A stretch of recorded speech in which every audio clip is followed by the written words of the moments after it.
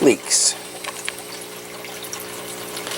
Many of us are familiar with garden leeks, but for those who aren't, a leek is a variety of onion that is used not only for the whites, but for the greens most of the way up the stem, to flavor salads, soups, and a variety of other dishes. They can be dehydrated, turned into a paste, eaten raw. It's a very kitchen-friendly and consumable plant. One of the things I've been working on is growing quality leeks. This leek that you see here was purchased from a local grocery store and is of a pretty decent size,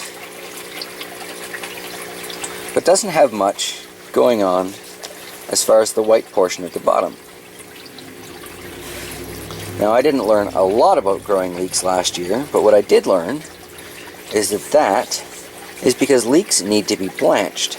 As they grow taller, this area needs to be covered bit by bit to allow it to become white, as it is denied the sunshine. And that creates the oniony part of the leek and leaves the top greens happy to grow.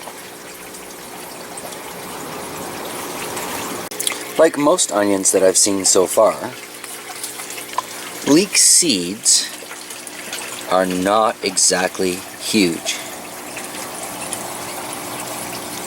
So last year, with the leeks that I grew my first time around, I purchased a seedling set about this big for $1.99 at the local nursery, and then planted them all into a bucket that it turns out had no draining holes in it.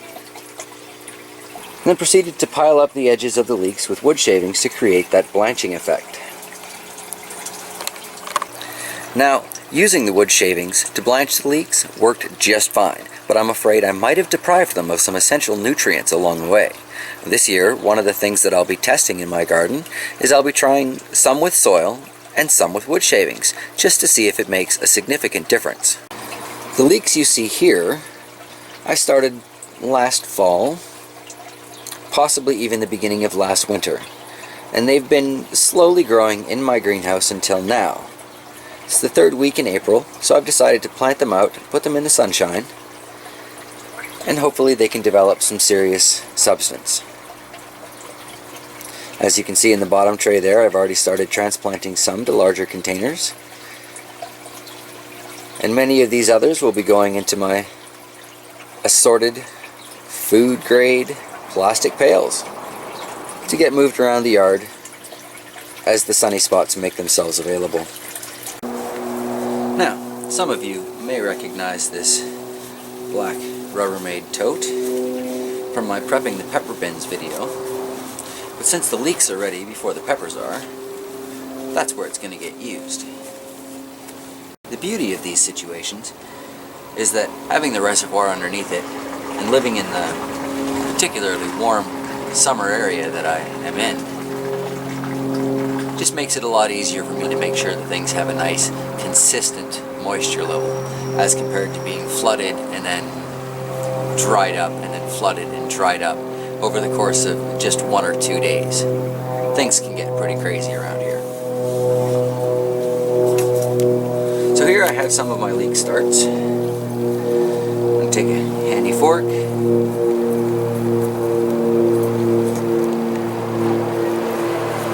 Being an onion, leeks have nice, strong roots. Just get right up there so you can see that.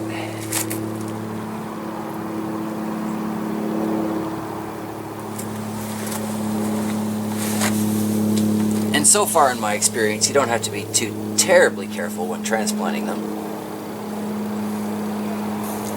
The only real issue is I want to make sure that I bury them fairly deeply.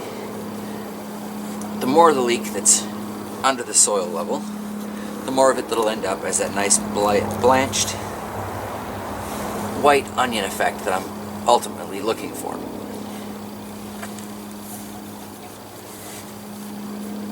It's been my experience with most plants that when transplanting, you do want to try and make sure that the roots end up pointing down whenever possible. But again, with the leeks, I wouldn't be too terribly concerned about it. Guess I don't need my fork. Soil's still nice and easy to work with from when I sifted it for the bucket. Or I should say for when I sifted it for the tote. For transplanting these is a fairly painless task.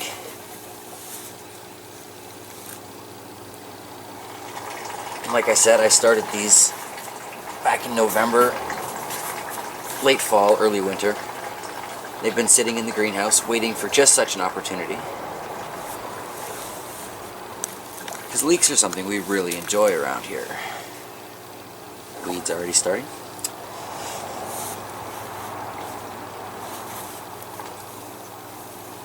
A nice potato and leek soup. Throw some bacon in there. That is a tasty dinner solution.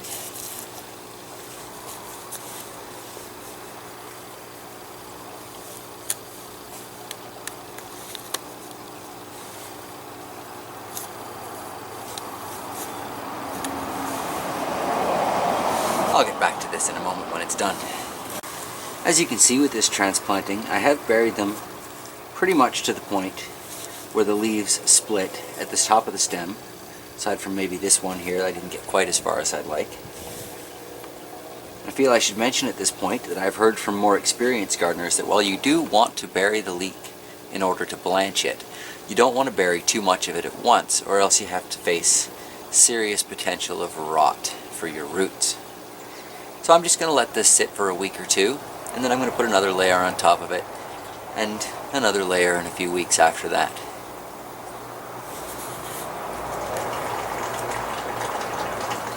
Well, this has been Transplanting Leeks for 2013. Thanks for watching. I hope you have a great day.